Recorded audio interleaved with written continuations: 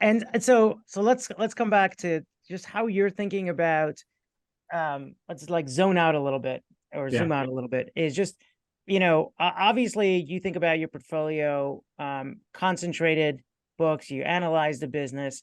I'd love to hear just like how you think about the macro picture in that context, Yeah. if at all that factors in. And then if so, how are you actually seeing the world today, and how might it affect any of the decisions that you make with the portfolio? Okay. Well, yeah, great question. And we get, seems like every conversation today starts with, macros or, politics or something like that. Let me just say this. At Equity Compass, we're macroeconomically aware of what's going on, but we're macroeconomically agnostic about it.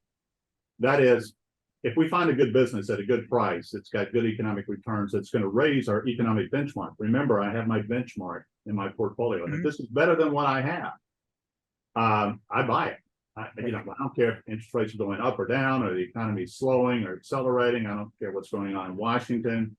As Warren says, we're business pickers, not stock pickers. I don't consider myself to be a securities analysis. I'm certainly not a macroeconomic analysis. I'm not a market analysis. I'm a business analysis. And so, my experience is there's always been headline risk. There's always been times when people would have said, this isn't a good time to invest. And what I've discovered is if you got a good business at a good price, put it in your portfolio because the headlines change.